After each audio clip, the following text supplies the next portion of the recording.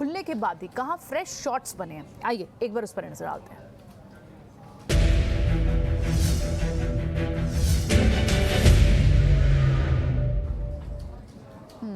चलिए तो बहुत ही हैंडफुल आपको स्टॉक्स दिखेंगे जो हरे निशान में होंगे, लेकिन इसके बीच आपके इसके अलावा आपको अगर एफएनओ की बात ही यहाँ करें तो सिर्फ 10 एडवांसेस हैं और उसके आगे गिरने वाले लगभग 176 स्टॉक्स हैं। सो ऐसे केस में क्या फर्दर शॉर्ट के मौके बनते हैं क्या कुणाल, क्योंकि आप अभी एक लेवल की बात कर रहे हैं कि उसे आप वॉच आउट करना चाहेंगे, तो क्या यहाँ से अग्रेसिव शॉर्ट्स कोई पर्टिकुलर स्टॉक्स में दिख रहे हैं जहाँ ज़्यादा वीक दिख रही हो पोजिशन? तो जो ये 3 स्टॉक का जो नाम बताया आपने, बजाज फिनसर्व, आरबीएल बैंक और national aluminium, I think in तीनों स्टॉक में हमें अंडरस्टैंड करना पड़ेगा कि स्ट्रक्चरली कहाँ पे ज़्यादा शॉर्ट है, plus at the same time short term impact in stocks पे कितना सिवियर आया था डाउन साइड में। तो हम बजाज फिनसर्व की बात करते हैं पहले। फॉर एग्जांपल, जो स्टॉक ने पुराना लो जो बनाया था, तो अगर हम फेब्रुअरी लो की बात करें तो आई थिंक ये करीबन 15,000 के आसपास इसका लो था। अगर हम मई मंथ की बात करें तो इसका जो लो था वो करीबन 11,700-800 के आसपास का लो था बजाज फिनसर्व का। आज स्टॉक ने उस लो को भी ब्रेक कर दिया है। तो स्ट्रक्चरली अगर हम देखें तो ये स्टॉक बहुत ज़्यादा वीक है। तो अगर इन तीनों में से जो मैं सेल इनिशिएट करूंगा, मेरे अनुमान से आई थिंक बजाज फिनसर्व या बजाज फाइनेंस, ये दोनों ही स्टॉक्स स्ट्रक्चरली काफ़ी वीक हो चुके हैं और ये स्टॉक्स में शॉर्ट इनिशिएट करना बहुत ही ज़्यादा बेटर ट्रेड हो सकता है। पॉसिबल है बजाज फिनसर्व यहाँ से शायद एक 10,500 10,700 के लेवल को भी टच कर सके, तो ये एक ब्रॉडर टारगेट रहेगा बजाज फिनसर्व में। और स्टॉप लॉस यहाँ से रख सकते हैं करीबन 11,850 के आसपास। बाकी जो अदर स्टॉक्स है लाइक आरबीएल बैंक, ये एक इवेंट बेस्ड सेल ऑफ है। हम जनरली देखते हैं कि जब इवेंट बेस्ड सेल ऑफ होता है तो उसके आने वाले कुछ 1 या 2 दिनों में एक माइल्ड बाउंस बैक आ जाता है। तो यहाँ पे शॉर्ट की सलाह नहीं दूंगा आरबीएल बैंक में, बट पॉसिबल है कि अगर आने वाले कुछ एक दिनों में अगर 2 से 3% या 5% के आसपास का एक बाउंस आ जाता है, हो सकता है स्टॉक वापस 100-102 के लेवल्स पे आ जाए, तो शायद एक अच्छा शॉर्ट बन सकता है आरबीएल बैंक में। नैल्को की बात करें तो जो पुराना लो था, जो मई मंथ का लो था, वो करीबन आई थिंक 85-86 के आसपास था। आज उस स्टॉक ने उस लो को जस्ट रीटेस्ट किया है। तो ये इंडिकेशन नहीं है कि फिलहाल स्टॉक शॉर्ट या एक वीकनेस हो चुकी डेवलप, इसमें ये अपने पुराने सपोर्ट के आसपास ट्रेड कर रहा है। तो हम इस पे शायद एक और दिन के लिए कंफर्मेशन के लिए वेट करेंगे। अगर ये 85 के लेवल को ब्रेक कर दे तो नेशनल एल्यूमिनियम या नैल्को में शॉर्ट इनिशिएट कर सकता है। राइट, तो यानी यहाँ 3 स्टॉक्स, आरबीएल बैंक कोई रिस्पाइट आज नहीं दिख रहा। मैनेजमेंट सबसे पहले हमने इचिना स्वदेश पे आए, in fact incoming MD and CEO, उन्होंने भी क्लैरिफिकेशन दी, लेकिन उसके बाद भी बाजार को कॉन्फिडेंस आज के लिए कम से कम नहीं दिख रहा। 18% नीचे आरबीएल बैंक, लेकिन यहाँ कोई फर्दर शॉर्ट पोजीशन की सलाह नहीं है। कुणाल को बजाज फिनसर्व ज्यादा वीक लगता है, यहाँ से लगभग 800 से 1000 पॉइंट तक का डाउनसाइड हमको दिखता है। तो क्या इसे ऑप्शन के जरिए भी कोई स्ट्रैटेजी प्ले आउट कर सकते हैं बजाज फिनसर्व में या फिर नैल्को में? आई थिंक बजाज फिनसर्व में शायद हम ऑप्शंस के थ्रू प्ले आउट कर सकते हैं।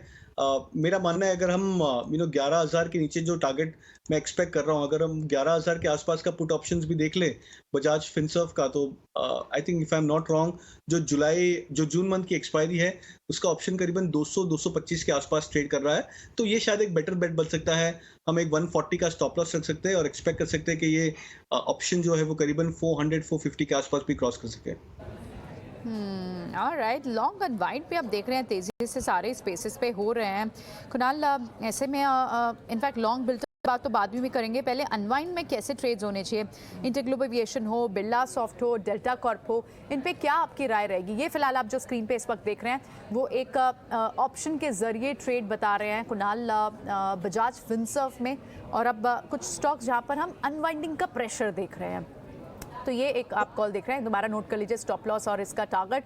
बजाज फिनसर्व की 11,000 वाली पुट आपको लेनी है, जो मंथली एक्सपायरी होती है स्टॉक्स में हमेशा, और 450 तक का टारगेट वो देखते हैं बजाज फिनसर्व में। लेकिन स्टॉप लॉस आपको ऑप्शन के ट्रेड में जरूर लगा के चलना है। लेकिन वीकनेस या फिर लॉन्ग अनवाइंड जहाँ ट्रेड हो रहे हैं अभी, क्या डेल्टा कॉर्प, इंटरग्लोब एविएशन या बिरला सॉफ्ट, इस पे किस तरह की ट्रेड पोजीशन ले सकते हैं?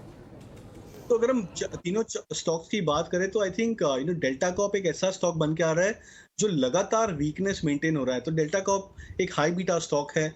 जब हाई बीटा स्टॉक इंटेंसिटी से गिरता है तब हम देखते हैं कि काफी लॉन्ग्स अपने पोजीशंस को अनवाइंड कर लेते हैं ये स्टॉक्स होते हैं जो सबसे पहले बाउंस नहीं करते।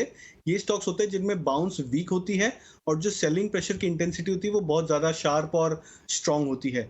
लास्ट आई थिंक 3 से 4 महीने में डेल्टा कॉर्प जो करीबन 340 के आसपास ट्रेड किया करता था, अब 185 के आसपास आ चुका है। तो ये इटसेल्फ एक इंडिकेशन है कि स्टॉक में ऑलमोस्ट 40 टू 50% की गिरावट लास्ट 3 से 4 महीने में ही आ चुकी है। हालांकि वॉल्यूम्स डेली चार्ट्स पे कम होते जा रहे हैं डेल्टा कॉर्प में, बट ये इंडिकेट करता है कि पार्टिसिपेशन लेवल्स भी ड्रॉप हो रहे हैं स्टॉक्स में। तो अगर हम स्टॉक्स को जो शॉर्ट करना चाहे, जिसमें अनवाइंडिंग करना चाहे, तो आई थिंक डेल्टा कॉर्प एक ऐसा स्टॉक बन सकता है जिसमें अनवाइंडिंग कर सकते हैं।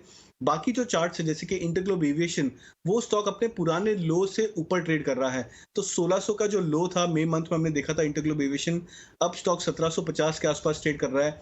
तो एक रिलेटिव आउट परफॉर्मेंस है, स्टॉक 10% हायर है अपने पुराने सपोर्ट से। तो इनमें अनवाइंड करना से ज्यादा बेटर होगा यहाँ पे अगर बाय ऑन डिप्स अप्रोच रखे तो इंटरग्लोब एविएशन में। तो इन जो स्टॉक्स की लिस्ट बताइए, इसमें से मैं डेल्टा कॉर्प में थोड़ा सा बेरिश रहूंगा। एक्सपेक्ट करूंगा कि स्टॉक शायद यहाँ से भी और 5 से 10 पॉइंट गिर सके, तो करीबन 175 के आसपास का एक टारगेट रख सकता है। 188 189 का स्टॉप लॉस, और इंटरग्लोब एविएशन में बाय ऑन डिप्स की सलाह दूंगा। इंटरग्लोब पे बाय ऑन डिप्स, लेकिन डेल्टा कॉर्प ने वीक लगता है। इनफैक्ट अब आप एक बार एफएनओ में दूसरे स्टॉक्स देखें ना कुणाल, तो बजाज ऑटो हो, मारुति हो, हीरो मोटोकॉर्प। मारुति तो खैर मारुति वो स्टिल रेजिलिएंट, कोई बड़ी स्ट्रेंथ नहीं थी लेकिन वीक भी नहीं हुआ था आज की मार्केट में। लेकिन एमएनएम के कैपेक्स प्लान और लगातार जो हम ऑटो स्पेस को ट्रैक कर रहे हैं उनके कैपेक्स प्लान के बाद आपको ये स्पेस में आपको स्ट्रेंथ दिख रही है कि यहाँ कोई लॉन्ग का ट्रेड बनता है?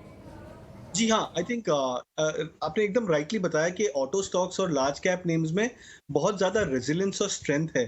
सो हम जनरली देखते हैं कि जो सेक्टर्स या जो स्टॉक्स मार्केट से कम गिर रहे हैं, या मार्केट गिरते हुए मार्केट्स में भी अगर ज़्यादा आउट परफॉर्म कर ले या स्लाइट पॉजिटिव रिटर्न्स भी दे दे, तो हम कहते हैं कि वो बहुत ज़्यादा स्ट्रॉन्ग सेक्टर्स है। बट ऑटो स्टॉक्स में वो लगातार हमने देखा है लास्ट 2 मंथ्स में कि कितने ज़्यादा बढ़िया स्टॉक्स बन के उभर के नजर आ रहे हैं। मारुति आज भी काफ़ी रेजिलिएंट है, बजाज ऑटो काफ़ी स्ट्रॉन्ग है, हीरो मोटोकॉर्प अपने 200 डे मूविंग एवरेज के आसपास ट्रेड कर रहा है, एमएनएम अभी भी 1000 के ऊपर ट्रेड कर रहा है। लास्ट 2 हफ्ते में हमने देखा कि स्टॉक कंसोलिडेट कर रहा है। तो अगर मैं ऑटो स्टॉक्स में से अगर सिलेक्ट करना चाहूँ, तो मैं एक शॉर्ट टर्म ट्रेड जो यहाँ से पिकअप कर सकते हैं वो बजाज ऑटो पर। मेरा मानना है कि आई थिंक आज की जो कैंडलस्टिक पैटर्न है वो इंडिकेट कर रही है कि स्टॉक आने वाले 2 से 3 दिनों में एक अच्छा बाउंस दे सकता है 100 रुपए के आसपास का। तो बजाज ऑटो में पिक करूंगा as a buy trade. Recommend करूंगा कुछ 3820 3840 का टारगेट, स्टॉप लॉस रख सकते हैं 3690 का बजाज ऑटो पे। और अगर कोई पोजिशनल ट्रेड लेना चाहे तो I think M&M current levels पे भी जो 1015-14 के आसपास फ्यूचर ट्रेड कर रहा है, मेरे अनुमान से करंट पे एमएनएम पे भी पोजिशनली लॉन्ग की जा सकती है। 1150 1120 के आसपास का एक टारगेट रख सकते हैं एमएनएम में, जो करीबन 10% अपसाइड रहेगा। यहाँ से स्टॉप लॉस रख सकते हैं 975 का। बजाज ऑटो यहाँ पसंद आता है कुणाल को, ऑटो स्पेस पर उनकी व्यू रहेगी बुलिश यहाँ। लेकिन एक और स्टॉक